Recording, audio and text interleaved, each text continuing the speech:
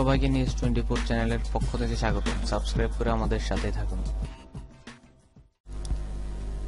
পাকিস্তানের প্রতিরক্ষা মন্ত্রী খাজা আসিফ বলেছেন, সীমান্ত হামলার তাৎক্ষণিক এবং উপযুক্ত জবাব দেয়া হবে। পাকিস্তানের আদমশুমারির দলকে লক্ষ্য করে আফগানিস্তানের সীমান্তরক্ষী বাহিনীর গুলিবর্ষণে নারী ও শিশুসহ 10 জন নিহত এবং 47 জন আহত হওয়ার একদিন পরে এই মন্তব্য করেন তিনি।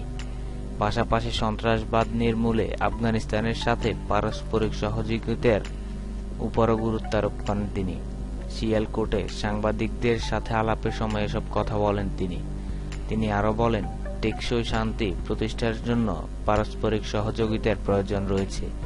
আফগানিস্তানের সাথে সম্পর্ক উন্নয়নে পাকিস্তান আন্তরিক প্রচেষ্টা অব্যাহত রাখবে বলেও জানান তিনি।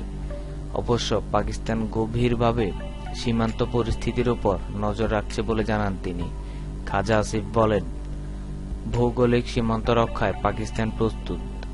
পাকিস্তান থেকে সফলভাবে সন্ত্রাসবাদ নির্মূলের কথা উল্লেখ করে তিনি আরও বলেন, তার দেশ বিশ্বের টেকসই শান্তি প্রতিষ্ঠায় অগ্রগামী ভূমিকা পালন করছে।